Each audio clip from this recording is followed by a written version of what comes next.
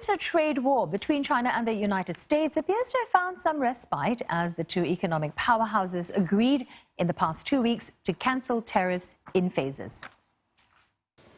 过去2周，双方牵头人就妥善解决各自核心关切，进行了认真、建设性的讨论，同意随协议进展，分阶段取消加征关税。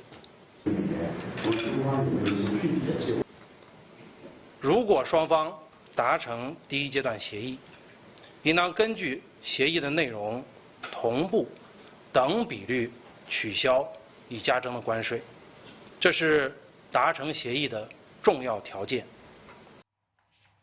Mr. Gao also said the trade war started with tariffs and should end with the cancellation of tariffs, but he did not give a timeline for that.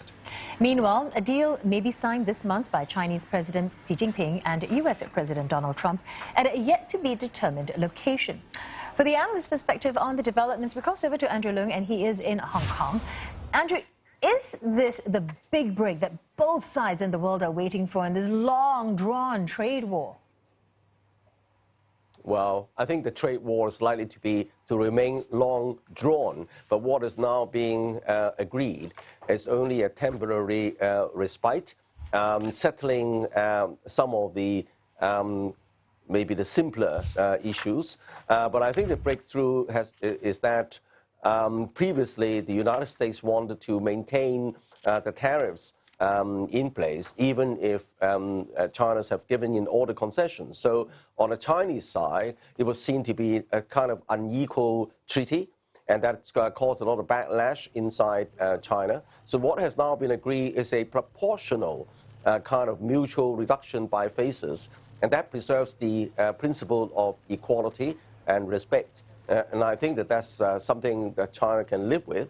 But if we look at the pressures on either side, there's more pressure on the side of the United States because the clock is ticking with the elections, presidential election coming up. And of course, President Trump is subject to a lot of blowback on Capitol Hill with the kind of impeachment investigation and also worries about some of his constituencies as far as the purchase of agricultural products are concerned.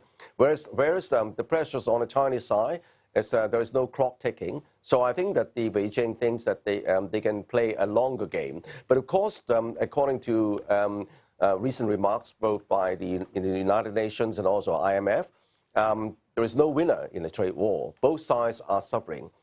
In case of the U.S. tariffs, it's quite evident that the U.S. consumers have to bear a lot of the costs, and the same applies to China.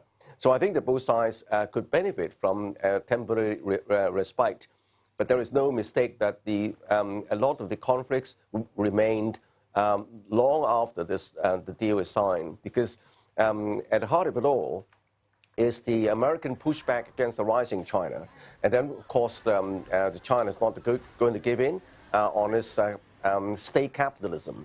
The role played by the state-owned enterprises, and also the subsidy on cutting-edge technologies to upgrade China's industrial powerhouse and also its economy. That's something that has got to do with China's economic trajectory.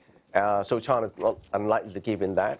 But at the moment, the agreement is on purchase of agricultural products, which China needs anyway, and also opening up China's economy for finance and various other businesses. And then China wants to do anyway. So I think that on the Chinese side, they see that as something that is in line with its economic development. On the side of the United States, the purchase of agricultural products would appease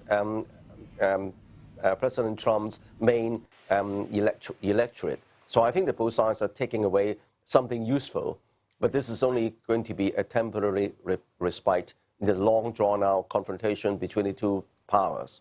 All right, thanks for that. Andrew Leung, China specialist at Andrew Leung International Consultants.